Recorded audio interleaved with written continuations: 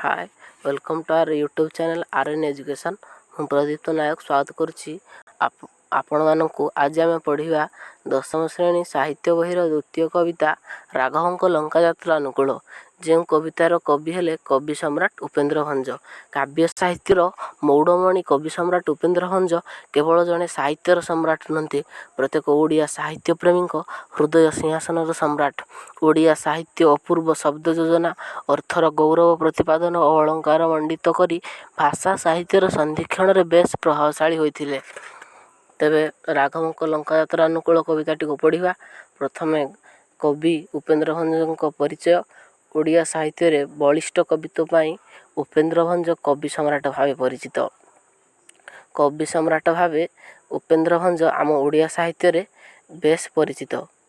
ସେ ସପ୍ତଦଶ ଶତାବ୍ଦୀର ଶେଷ ପର୍ଯ୍ୟାୟରେ ଭଞ୍ଜନଗର ଅନତି ଦୂରରେ ଅବସ୍ଥିତ ଘୁମସୁର ରାଜବଂଶରେ ଜନ୍ମଗ୍ରହଣ କରିଥିଲେ। କବି ସମ୍ରାଟ ଉପେନ୍ଦ୍ର ଭଞ୍ଜ ସପ୍ତଦଶ ଶତାବ୍ଦୀର ଶେଷ ପର୍ଯ୍ୟାୟରେ ଭଞ୍ଜନଗରରୁ ଅଳ୍ପ ଦୂରରେ ଘୁମସୁର ରାଜବଂଶରେ ଜନ୍ମଗ୍ରହଣ କରିଥିଲେ। ଉପେନ୍ଦ୍ର ଭଞ୍ଜ ରାମ ତାରକା ମନ୍ତ୍ର ଜପ କରି କବିତ୍ୱ ଲାଭ କରିଥିଲେ। କବି ସମ୍ରାଟ ଉପେନ୍ଦ୍ର ଭଞ୍ଜ ଥିଲେ ଜଣେ ରାମ ଭକ୍ତ। ସେ ରାମ ତାରକା ମନ୍ତ୍ର ଜପ କରି କବିତ୍ୱ ଲାଭ କରିଥିଲେ। କୋଟି ବ୍ରହ୍ମାଣ୍ଡ ସୁନ୍ଦରୀ, ଲାବଣ୍ୟବତୀ, ବୈଦେହୀଶ ବିଳାସ, ରସିକ ହାରାବଳୀ, ପ୍ରେମ ସୁଧାନିଧି, ସୁଭଦ୍ରା ପରିଅଣ, କଳା କୌତୁକ, ଛାନ୍ଦଭୂଷଣ ଆଦି କାବ୍ୟ ରସପଞ୍ଚକ ଭଳି ଗୀତାତ୍ମକ ଅଳଙ୍କରିକ କୃତି, ଗୀତାବିଧାନ ନାମକ ପଦ୍ୟାତ୍ମକ ଶବ୍ଦକୋଷ, ଉପେନ୍ଦ୍ର ଭଞ୍ଜଙ୍କ ଅଳଙ୍କାର ମାନସ ପାଣ୍ଡିତ୍ୟ ଏବଂ କବି ଖ୍ୟାତିର କାଳିଜାଇ କୃତି, ତାଙ୍କ ରଚିତ ଚୌପଦୀ ଓ ଚଉତିଶା ଓଡ଼ିଆ ଗୀତା କବିତା ଧାରାରେ ଅପରୂପ ସୃଷ୍ଟି ରୂପେ ବିବେଚିତ ହୋଇଛି। ରାଘବଙ୍କ ଲଙ୍କାଯାତ୍ରା ଅନୁକୂଳ କବିଙ୍କ ବୈଦେହୀଶ ବିଳାସ କାବ୍ୟରୁ 40 ଛାନ୍ଦରୁ ଆନୀତ। ରାମକାବ୍ୟ ବୈଦେହୀଶ ବିଳାସ 52 ଛାନ୍ଦ ବିଶିଷ୍ଟ। ତେବେ ରାଘବଙ୍କ ଲଙ୍କାଯାତ୍ରା ଅନୁକୂଳ କବିତାଟି କବିଙ୍କ ବୈଦେହୀଶ ବିଳାସ କାବ୍ୟରୁ ଆନୀତ। ଏହି ବୈଦେହୀଶ ବିଳାସ 52 ଛାନ୍ଦ ବିଶିଷ୍ଟ ଏବଂ ରାଘବଙ୍କ ଲଙ୍କାଯାତ୍ରା ଅନୁକୂଳ ବୈଦେହୀଶ ବିଳାସର 40 ଛାନ୍ଦରୁ ଆନୀତ। ଏଥିରେ ପ୍ରତ୍ୟେକ ପଦ ବ ଆଦ୍ୟ ବର୍ଣ୍ଣ। ଏହି ପଢ଼ିବା ଆମେ ରାଘବଙ୍କ ଲଙ୍କାଯାତ୍ରା ଅନୁକୂଳ। ରାଘବଙ୍କ ଲଙ୍କାଯାତ୍ରା ଅନୁକୂଳ ସମସ୍ତ ପଦ, ପ୍ରତ୍ୟେକ ପଦର ପ୍ରଥମ ଅକ୍ଷର ବ, ବଦଳିଲା, ବିଚାରିଲା, ଏହିପରି କେତେ ଗୁଡ଼ିଏ ଉଦାହରଣ ତମେ ପଦ୍ୟରେ ଦେଖିପାରିବ।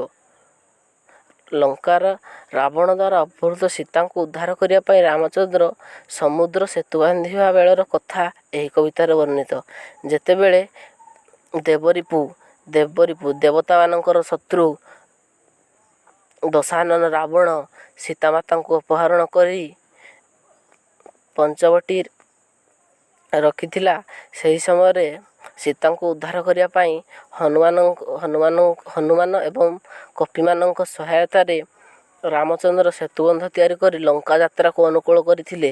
ଲଙ୍କାଯାତ୍ରା ଅନୁକୂଳ କରିବାର ଲକ୍ଷ୍ୟ ଥିଲା ସୀତାମାତାଙ୍କୁ କିପରି ରାବଣ ଠାରୁ ଉଦ୍ଧାର କରିବେ। ଉପେନ୍ଦ୍ର ଭଞ୍ଜଙ୍କ ଅଳଙ୍କାରୀ ପ୍ରିୟତା, ଶବ୍ଦ ସଂଯୋଜନା କୌଶଳ ଓ ସମାଜ ପ୍ରତି ନୀତିନିଷ୍ଠ ବାର୍ତ୍ତା ଏହି କବିତାରେ ଲକ୍ଷଣୀୟ ବୈଶିଷ୍ଟ୍ୟ। ତେବେ